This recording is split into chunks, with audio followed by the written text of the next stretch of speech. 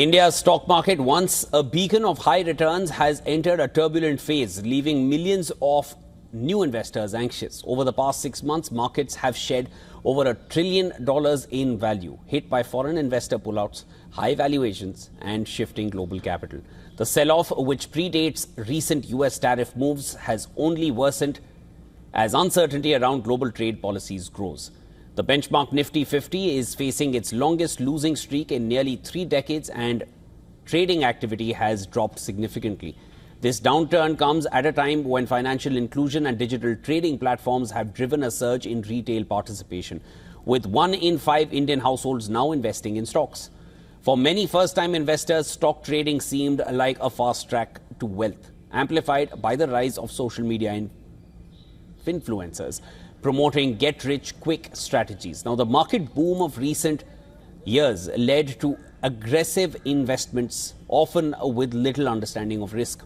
But with portfolios now deep in the red, panic is setting in. Financial experts warn that this correction is testing investor patience and could reverse the trend of households shifting savings from traditional bank deposits to equities. If the downturn continues, many could retreat to safer assets, dampening the broader economic momentum. While some analysts believe that the worst may be over, geopolitical risks and global economic shifts continue to loom large. For India's economy, already grappling with sluggish wage growth and weak job creation, a prolonged market slump could further strain middle-class finances and consumer confidence, according to experts.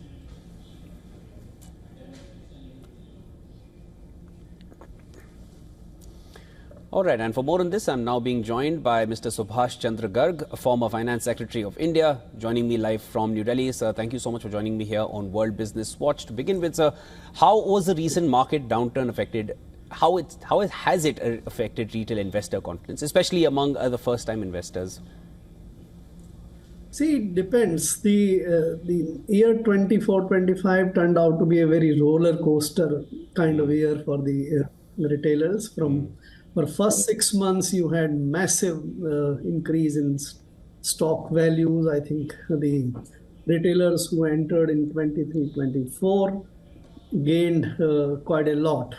Then came the shock from October onwards. For last 5 months, you're seeing an unprecedented downturn in the Indian equity. And those who entered in 23-24 have also seen their entire gains wiped out completely. They are in losses. And those who entered after October or maybe September onwards or something, they are ruining the day. They are sitting on very large losses.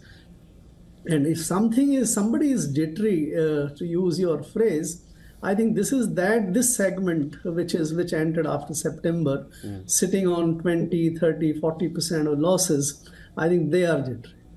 So with retail participation at record highs, do you think this correction will lead to long-term shifts in investment behavior as well? I think stock markets are, as far as the retailers are concerned, I don't think they look at a very long-term perspective from in the stock markets. Most are driven by the greed and fear, which is mostly short-term. Of course, the institutional buyers, the foreign institutional investors, domestic institutions and all, they have that impact of the long term. So if you look at the situation today, if you perceive that the valuations of Indian stock markets are historically are now at more reasonable levels, I think this is the time for making investment into the markets rather than getting out. But that's not what drives the sentimental trades from the retail. In my judgment, retailers or the retail investors must look at what their perspective is, what their goals are.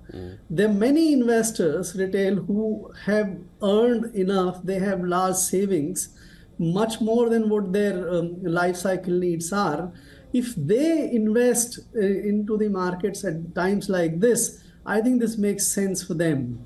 But I have seen there are many retail investors who don't have much savings of their own. Some of them borrowed also in the markets, and from the NBFCs and other, and they invested. They are very perilous in a situation.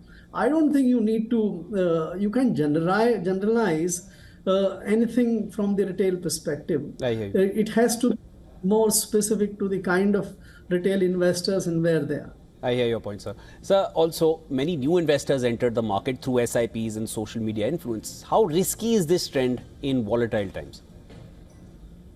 See, SIPs are designed to actually even out the risks. That is the main purpose of SIP. You don't invest at one point of time, which is the highest or which is the lowest.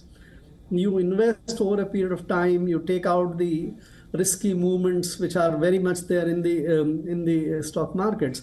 But what has happened is that the last 2 years after October 2020 or so, 22 or 20 so, most retailers and the retail investors thought that there is only one way up. And they went through the SIP to sort of even out their savings as well, how they can, and that was good.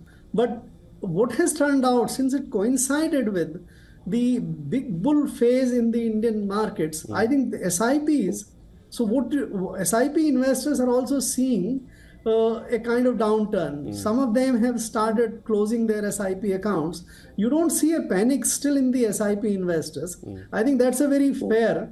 But one factor I think which is very important in the Indian stock market situation today is how the retail will behave.